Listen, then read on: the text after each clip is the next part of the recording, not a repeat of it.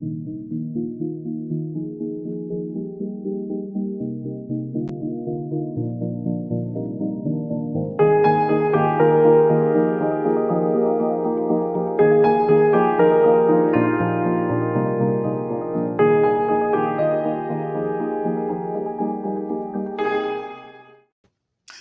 ladies and gentlemen. My name is Sasha Star.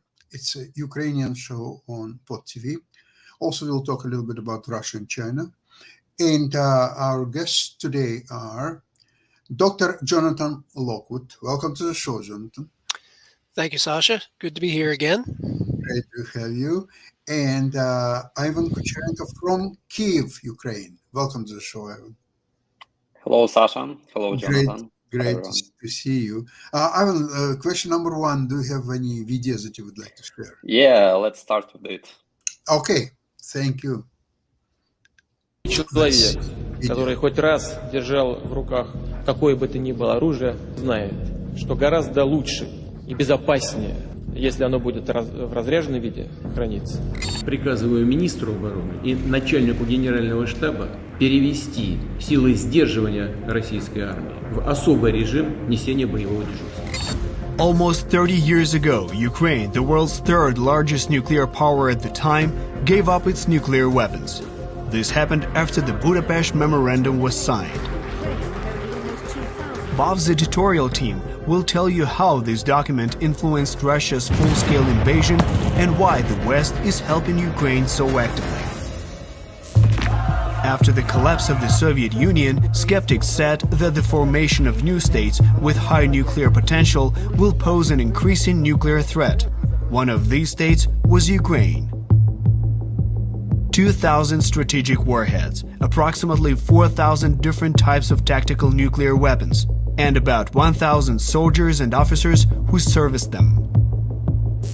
The West believed these nuclear weapons could be aimed at it specifically. To add to this, at that time, people associated Ukraine with the explosion at the Chernobyl nuclear power plant, and a potential pile of Chernobyls was rightfully feared. To diminish the risks, the UK, the US, and later France offered Ukraine to give up its nuclear weapons in favor of Russia. After all, it is better to have one big threat than several more. Ukraine agreed.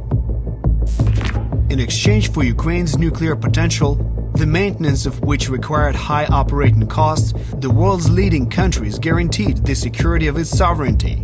It was precisely under these conditions that the so-called Budapest Memorandum was signed in Hungary in 1994, and it would have all been okay had it not contained a slow-ticking time bomb. 2014. Russia annexes Crimea and occupies parts of the Donetsk and Luhansk regions, thus violating the memorandum on protecting Ukraine's sovereignty that Russia itself had signed. Other signatory countries agree upon the first sanctions packages against the aggressor country and try to resolve the issue through negotiations. But how come? After all, the USA, the UK, and France had guaranteed Ukraine's safety. The main problem of the Budapest Agreement was the translation of terminology. The Ukrainian version contained the term security guarantees, while other versions used the term assurances. And if, according to the Ukrainian interpretation, in case of aggression, a Western army would have to defend Ukraine, assurances only meant that certain actions would be taken to protect it, including sanctions. But starting February 24, 2022, in response to Russia's full-scale invasion, the former signatories of the Budapest Memorandum finally started to provide military aid to Ukraine, which is getting more significant each month. And this is all being done to restore the once promised territorial integrity of Ukraine as soon as possible. And it does not matter if there were guarantees or assurances. After all, actions speak louder than words.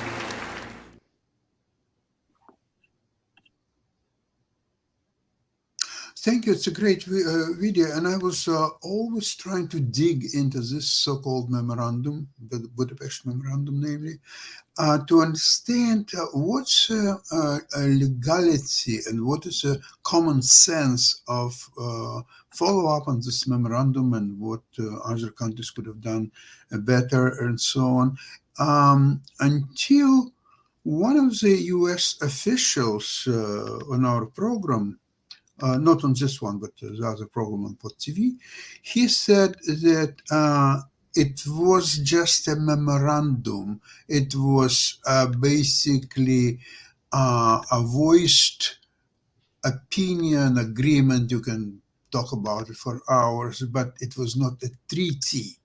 It was not signed treaty which would say, in case of this, that would happen, or so on. So essentially, unfortunately, Ukraine has sold itself short.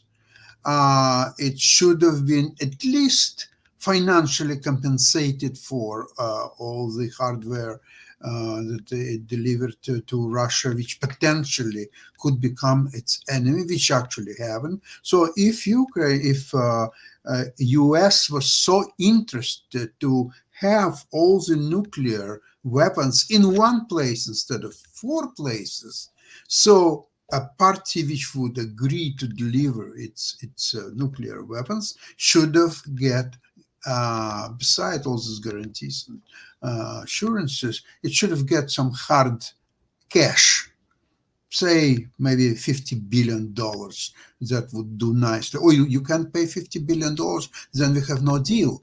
Okay, so then US and its allies would think, okay, now we have this situation, so what's the best way to deal with that? Well, maybe Russia would buy these weapons. Who knows? With assistance from the West. So that would have been a deal. Now Ukraine is taking a risk that very weapons could be turned against itself, but at least it was compensated for taking that risk. Jonathan, what's your take on this? Well, my take on it was that I voiced it originally back in an article that I wrote in Strategic Review back in fall of 1994 on Ukraine, the aspiring nuclear power. And my conclusion was that without decisive intervention by the West, you would have to choose between increased nuclear proliferation or what I call the Charybdis of a Russian-Ukrainian war. And we thought we were buying peace. We thought we were buying peace by giving the nuclear weapons back to Russia. Instead, what we got in the long range was Charybdis, a Russian-Ukrainian war, and which simply because I concluded then that Russia would never reconcile itself to the permanent loss of Ukraine. And I'd written that in editorials, and of course, because I'm not exactly a prominent analyst at the time, even though I published, they sort of, what does he know? But in any case, so in any case, we will have.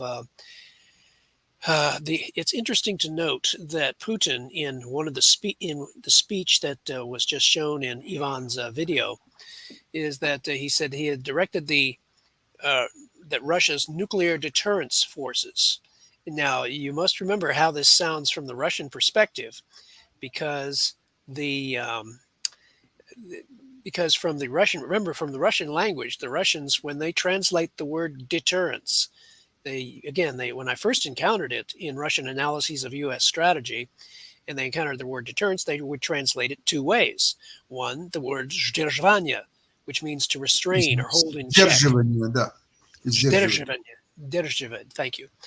And or they would to restrain or hold in check, or they would translate it устрашение, which means intimidation. And while they went back and forth for a while, eventually one of their analysts concluded that although the Americans claim that deterrence means, and how's that exact pronunciation again, so I get it right from now on? Сдерживание. Сдерживание. They mean that it means to restrain or hold in check. Its actual intent is устрашение, which is intimidation. So they call them you can call them their nuclear intimidation forces from the Russian perspective, and makes perfect sense to them. But we hear that if we were to hear that or understand it more likely what they mean by it, we would not have such illusions about Russian intentions. So that's my take on it, and that is how they are using them as not to prevent conflict, they are using it as a cover, they're using intimidation forces as cover for carrying out aggression on the conventional level. They think, or they thought, that their nuclear forces gave them more freedom of action to use their own conventional forces to support their goals. But mostly it was, obviously, in my opinion, an intimidation rather Yeah, than very. military. But If you look at it from the Russian perspective, it makes perfect sense to them. absolutely. Ivan, I would like to ask you, okay, so we're talking about this Budapest Memorandum. So there are obvious interests of the West and primarily the United States to have all nuclear arms in one country instead of, say, 4 countries, for example, right? And it was obvious why Russia was interested to sign the Budapest Memorandum, because it acquired third largest arsenal for a song. What was Ukraine motivation at that time to agree to Budapest Memorandum? How would they explain it to their own people? Okay, we have third largest nuclear arsenal. Now we are going to deliver it to Russia, our potential enemy, which became a real enemy several years later. So what was the motivation? How it was explained to people in Ukraine? Unfortunately, I can't remember how Yeah, actually it was explained, obviously. but That's what I thought. the different opinions I've heard about it.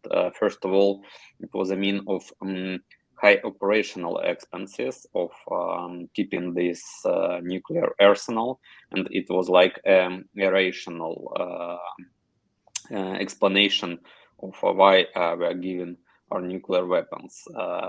Basically, we gave nuclear weapons, we gave the airplanes capable, heavy bombers capable of carrying out the nuclear weapons. We gave the missiles. Russia paid. They even didn't pay for it, but they cut some part of costs for gas. Ukraine was consuming from Russia, and the emotional reason beside this was that the Ukrainian president at that time was Leonid Kuchma, which was mostly pro-Russian president. He was previous so-called Red Director. He was chairman of Pivden-Mash. It wasn't actually. It is the largest industry which is producing the rocket missiles, both for the ICBM missiles and also for launching the missiles to space, and it's participating in different space projects. And of course, Leonid Kuchma was mostly pro-Russian president. He was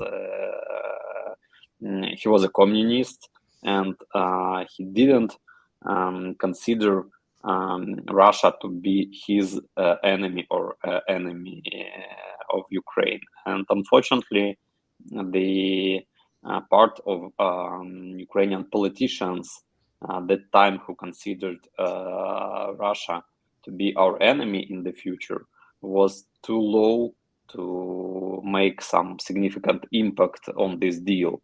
And it was probably so low even to hire some good lawyers which could assist in better description of those Budapest Memorandum and making it actually a treaty, not a memorandum, and signing all different procedures of how the other countries will guarantee the security of Ukraine. But it's not on. Actually, it's not problem only of Ukraine. Yeah, and most of all, what will happen if one of the countries who guarantee security of Ukraine will actually broke this memorandum and will attack Ukraine. And but such situation is not even written in the laws, in the documents of United Nations. What will happen to a United Nation participant or even a Security Council member if it will broke the rules of the basic rules of the United Nations. Not just a member, a ruling member for this month. Yeah, and that's why no one can do nothing with the Russia breaking the international rules. But it may sound funny, but sometimes you're upset when lawyers are too making too many corrections in the agreements you are trying to sign, and especially lawyers you hire, and they advise you to put this and to put that into agreement, into contract. But after such cases, you understand that probably lawyers know more than you by trying to estimate all possible risks in those contracts and those agreements, because even countries which guarantee you security can break the agreement and attack you anytime. It's still hard for me to accept what happened, because the Ukraine is delivering very valuable, in some cases unique hardware, which costs millions, if not billions of dollars to produce, to its potential enemy. Is there a possibility, nobody ever asked the questions, that maybe there were some elements of corruption, maybe Kuchma and his people, advisors or whoever they are, were paid? Because if they have not been paid something by Russians or US or so on, they're just very stupid people for what they've done. Now, if they were paid, it's okay. So they used their status to enrich themselves a little bit. It's not that I'm supporting that, but it's understandable. Now, if they were not paid and deliver all that, they are very, very stupid people. Ivan, what's your take on that? Probably, and in Ukraine, there is such in Ukrainian law, there is such meaning like I'm trying to like official negligence. Negligence. Yeah, and or in instance, Ukrainian word, there is a word zrada. Maybe that was yeah. And for instance, you probably heard about the destroying of the Mriya aircraft, the largest aircraft in the world during the first days of Russian full-scale invasion, and now the criminal investigation is being provided, is going against the former chairman of Antonov company. It's a government company which actually owned that Mriya aircraft, because he didn't take, knowing that the Russian invasion is imminent, and having all possible resources to evacuate the Mriya aircraft from the Kiev, from the Gostomel airport. He didn't take any actions to do it, and probably he'll get in jail for that. And I think that such crimes may not have any time of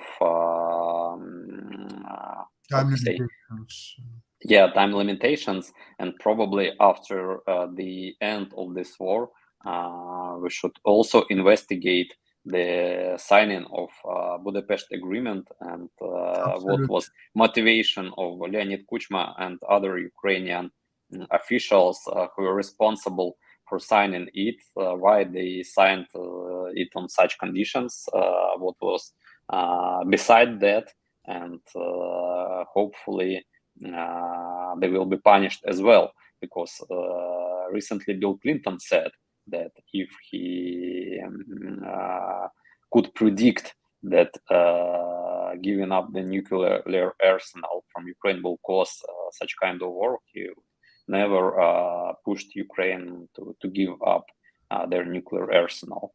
And I think that the people of Ukrainians will be very happy about such investigation to happen, and all guilty in signing that agreement to be punished, especially Leonid Kuchma. We don't have any peace, any warm feelings regarding Leonid Kuchma, and a lot of Ukrainians could remember how he pushed Yanukovych to become his successor. And Putin successor, also was supporting Yanukovych in 2004 election. Yeah, and I think that's one reason why Putin is furious at Ukraine, because Yanukovych couldn't win this election in 2004. And but as I said, look, the Budapest Memorandum, I think it's almost like it never happened, that there is nothing really to discuss. Okay, it was signed, it was not signed, it doesn't really matter, so on. Unfortunately, what I heard recently, the former comptroller of the United States, he said that that's just a memorandum. That's all there is, a memorandum. It's nothing. So U.S. and others took advantage of Ukrainian naivety, that they couldn't even understand what they were signing. They couldn't see implications of what they were signing. And even if they did understand, then why would they sign in their right mind? It's just horrendous act, which has now, as we know, but it started in 2014 with the annexation of Crimea, when there will be such consequences, which nothing of that would be possible without that memorandum, right? Jonathan, what do you think?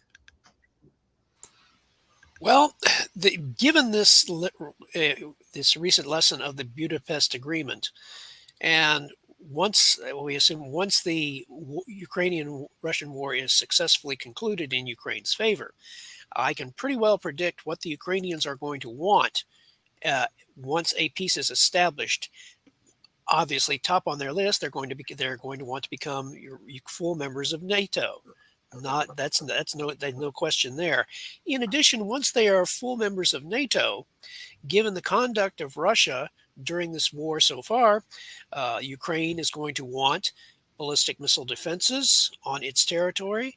They are going to want an American presence on their territory. Absolutely. They're going to want American troops. It's more than symbolic. It is a guaranteed tripwire. Yeah, that you're at war with the United States, if Russia attacks Ukraine with American forces, no matter how symbolic or small, they'll be there, even if only to man the ballistic missile defense forces. And also, Ukraine will want to have, if they can get it, they'll want to have forward-based nuclear weapons stationed on their territory.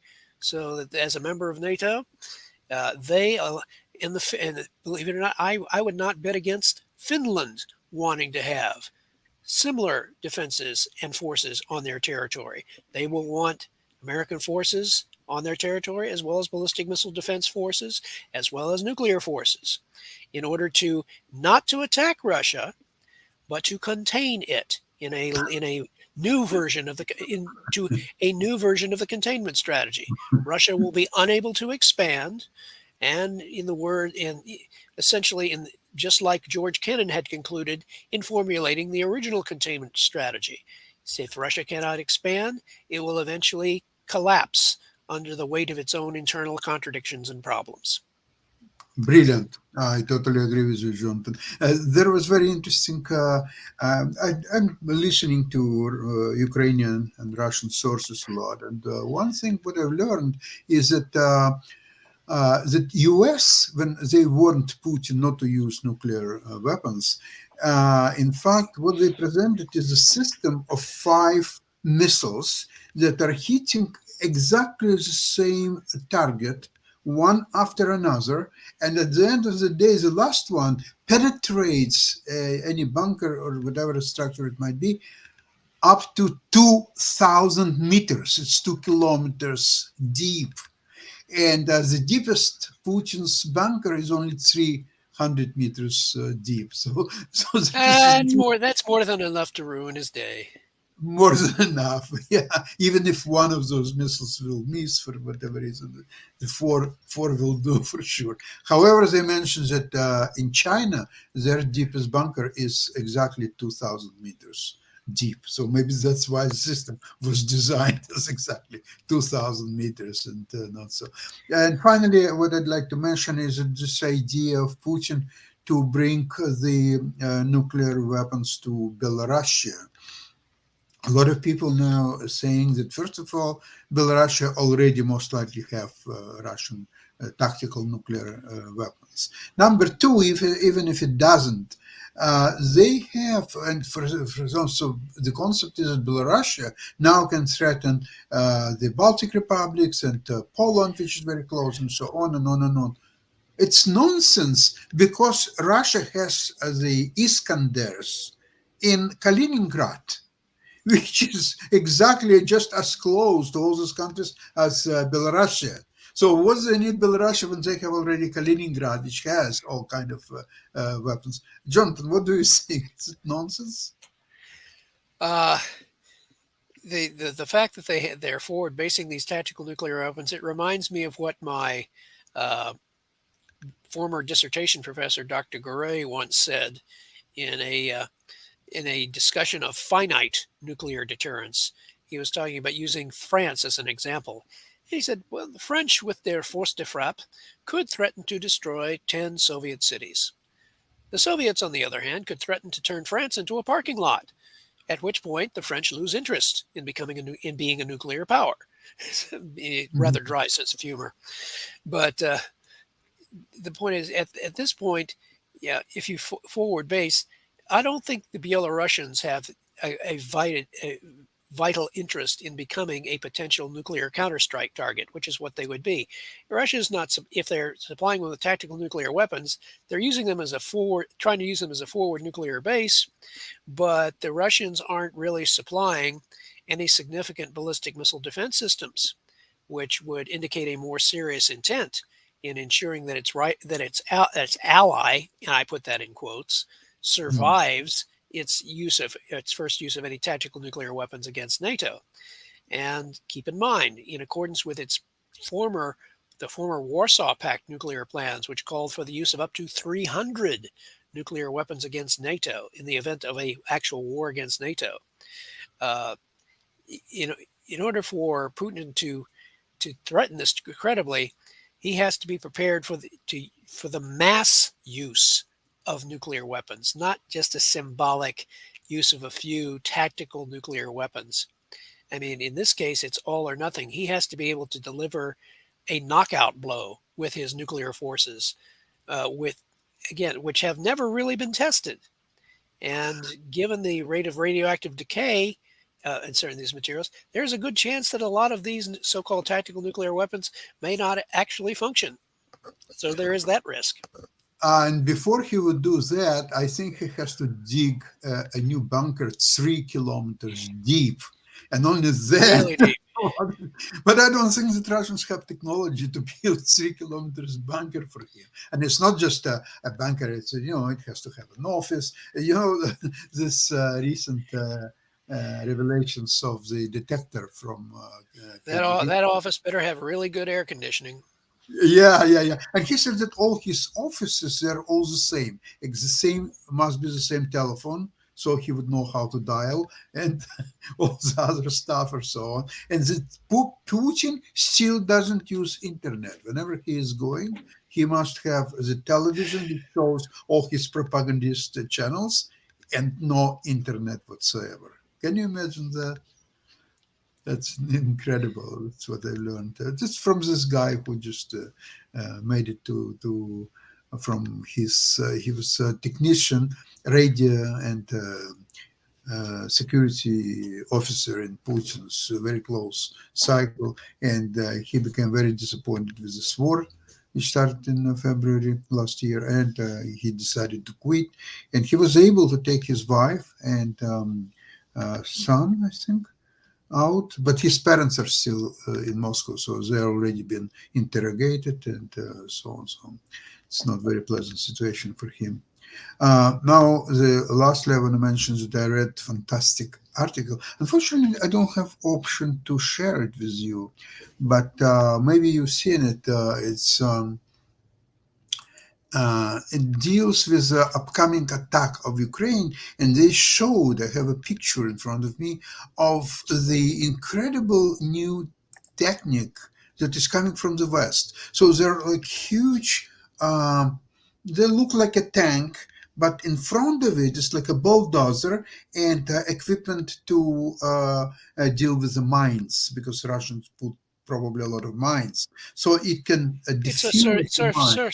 yeah, it's sort of that would probably be very similar to what the British used in World War II in the Normandy invasion, as well Mhm, as where the British had these flail tanks, which would mhm. basically have a series of on the front of the tank, which would whip up the ground in front of it and detonate any mines that were in front using Yeah, clear mines. similar. Of course, And it's this much is more probably a very this advanced. is an up yeah, this is an up and the British had very useful devices like that, and eventually the U.S. adopted them as well during the Second World War.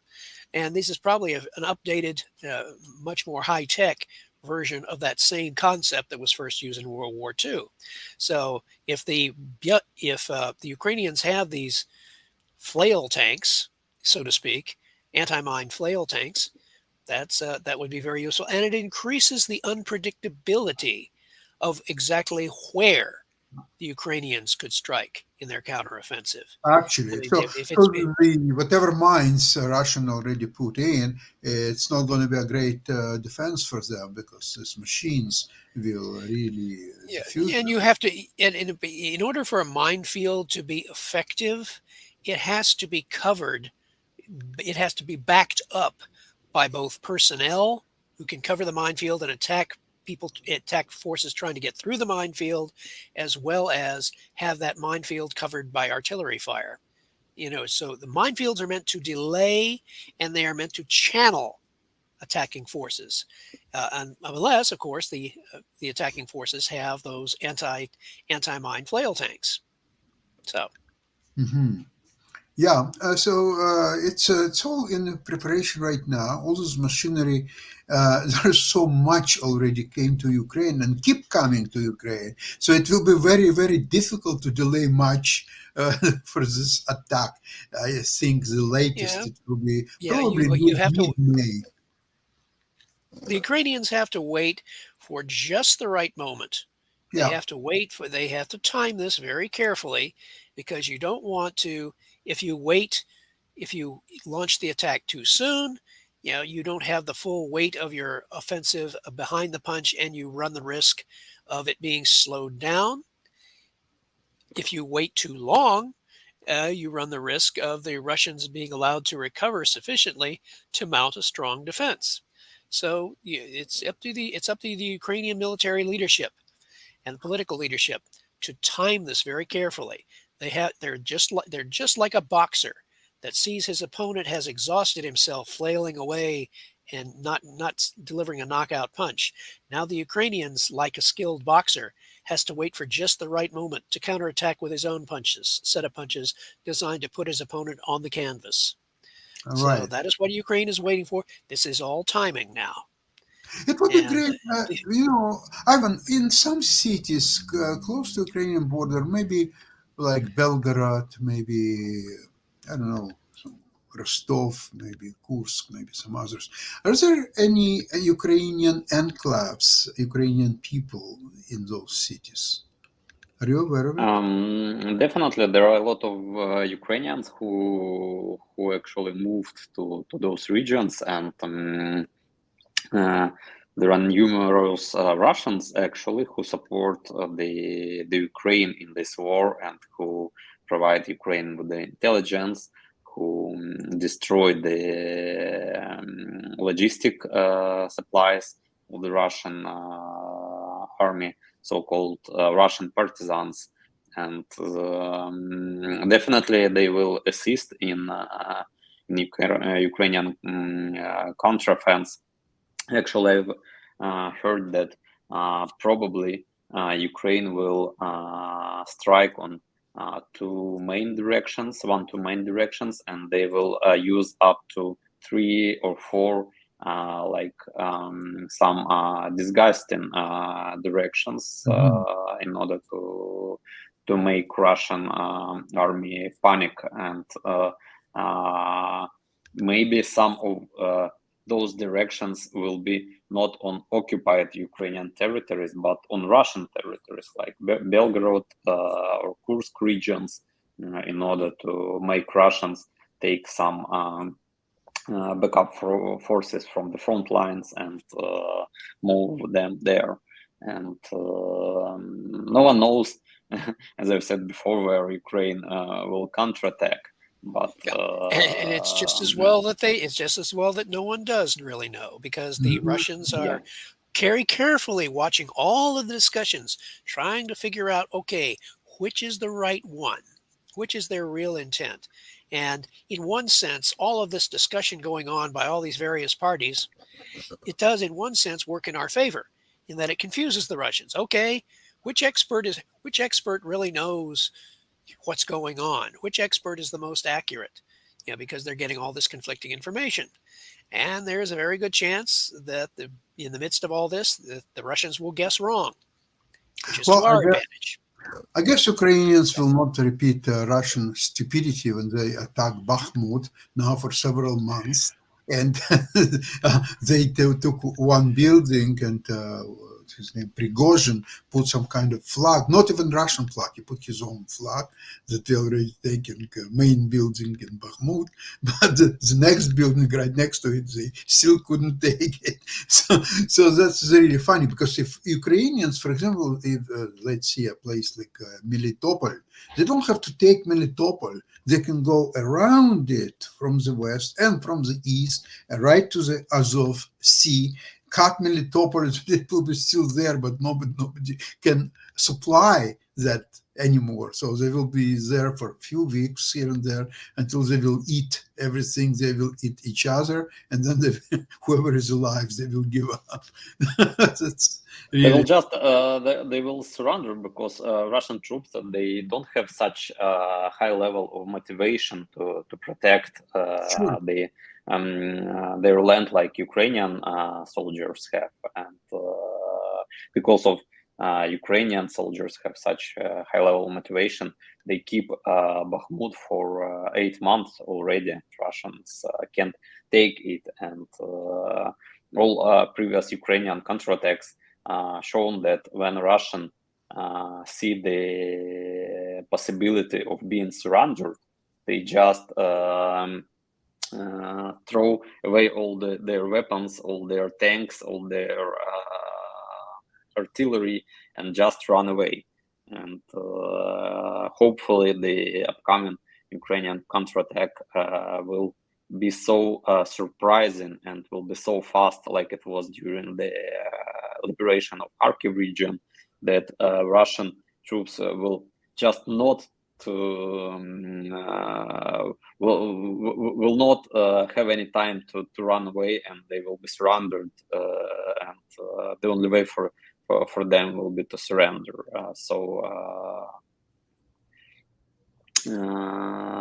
Hope for this very much.